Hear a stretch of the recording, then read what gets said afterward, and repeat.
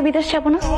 আমার জীবনের চাইতে তোমাদের কাছে টাকার মূল্য বেশি হয়ে গেল। তো আশা কইরা স্বর্ণের দোকানে গিয়ে একটা চেন পছন্দ করে রেখেছি, ভাবছি তুমি বিদেশ থেকে আইলে টাকা দিয়ে চেনটা নিজের করে নিয়ে আইবো। কথাটা শোনো। ছাড় আমাকে, তুই আমাকে টাচ করবি না। আম্মা কতদিন তোমার হাতে ভাত খাই না, একটু ভাত খাওয়াই দিবা? খাওয়ানোর অবস্থা থাকলে তো তোরে খাওয়ামো।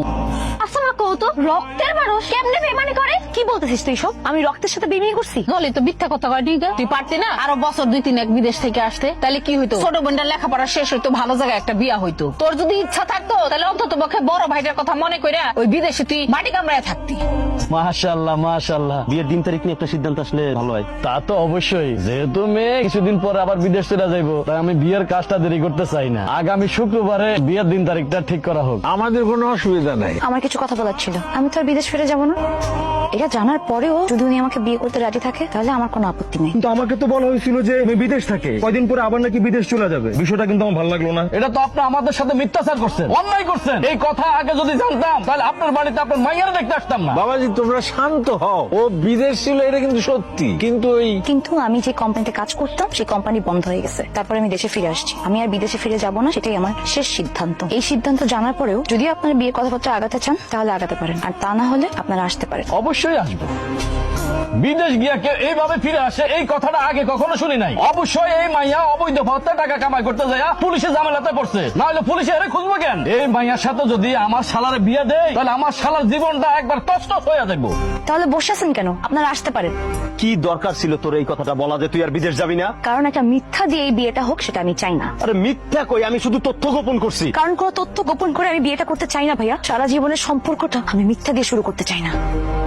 এটা কি শুনলাম? কি শুনছো? বারবার বিয়ে ভাঙতেছে আইছে বে, এসব বাজারের কথা কই পাস? পরিরে দেখতো তো একবারই আইলো পাত্র, আর পরি নিজেই তো এই বিয়াটা ভাঙিয়ে দিছে। তুই কই খবর পাস যে কত পাত্র আইরে দেখে যাইতেছে বিয়া ভাঙিয়ে যাইতেছে? মানুষ বলা বলি করতেছে বিদেশে নাকি পরির বিয়ে হয়েছিল। পরিমা কি দেয় তো পেট জ্বলতেছে। একদম চুপ, ওই নামে তুমি আমারে ডাকবা না। যদি ডাকো তাহলে তোমার খবর আছে। আরে কি মুশকিল, কি এসব কইবা তো? কি হইছে মানে? বললে কিন্তু কোনো মান সম্মান আর থাকলো না। দেখো না ফুলি গেল, ফুলি কইতেছে গ্রামের মানুষকে নানান কথাবার্তা কইতেছে।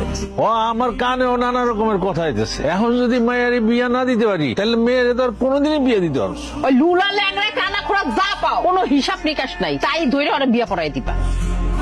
জাহিদ ছেলে হিসাবে 100-তে 100। টাকা পয়সার দিক যদি বিবেচনা করেন তাহলে 10 গ্রামের মধ্যে 1 নম্বর থাকবো। আর পরিবার যে সুনাম তা বলে শেষ করা যাবে না। বাবা মার একমাত্র সন্তান, খালি সুখ আর সুখ। ছেলের সবকিছুই ভালো। ছেলের আর কোনো গুণগান গাইবার আছে আপনাদের? মানে বিয়ে শাদীর ব্যাপার তো, তাই সবকিছু খুলে বলা ভালো। জাহিদের অবশ্য 6 বছর আগে একটা বিয়ে হয়েছিল, আগের পক্ষের 5 বছরের একটা সন্তানও আছে। সে অবশ্য তার মায়ের কাছেই থাকে। উনার 6 বছর আগে একটা বিয়ে হয়েছে, 5 বছরের একটা সন্তানও আছে। এর সাথে সাথে বাচ্চা নিয়েছিল তো, তবে এখন আর কোনো ঝামেলা নেই। আল্লাহ, তুমি আমাকে কোন পরীক্ষায় ফেললে? আমার বাবা মা জেনে শুনে আমাকে এমন একটা ছেলের সাথে বিয়ে দিতে চাচ্ছে। এই দিন দেখার আগে আমার মরণ হলো না কেন? এর চাইতে দেশের জেলখানায় আটকে থাকা অনেক শান্তি ছিল। আল্লাহ মানুষের কপালে যেটা লেখে রাখে সেটা থেকে বাইরে হওয়ার কোনো রাস্তা নাই।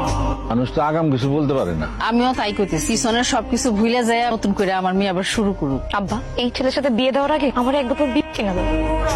এই ছেলেকে বিয়ে করার চাইতে এক বোতল মরে যাওয়া অনেক ভালো। নিকুলি তুই পাগল হয়ে গেলি নাকি? আমি কি এতটাই ফেলনা হয়ে গেছি যে 5 বছরের বাচ্চা স্যামন একটা পুরুষের সাথে তোমরা আমাকে বিয়ে দিতে চাও? কি এত বড় অপমান? এই অপমান কিন্তু সহ্য করার মতো না। বিদেশের মাটিতে তুমি কি করেছিলে শুনি? আমরা তো সব কথা বলেছি, এবার তুমি বলো, তুমি কত নম্বর বলছিলে? কি বলতে চাচ্ছেন আপনি? অনেকে তো বিদেশে গিয়ে টাকাওয়ালাদের বউ হয়ে থাকে, আর দেশে এসে বলে আমরা চাকরি করি। তা আপনি কত নাম্বার বলছিলেন? একদম মুখ সামলায় কথা বলবো। আমার আগে কখনোই বিয়ে হয় নাই। কাগজে কলমে না হতে পারে, কিন্তু বিদেশের মাটিতে বছরের পর বছর একজন যুবতী নারী কিভাবে টাকা ইনকাম করে সেটা আমরা ভালো করেই জানি। কান্তাছো কেন? এসব আজে বাজে কথা তো তারা কইছে, আমরা কেউ তো তোমার কিছু কই নাই।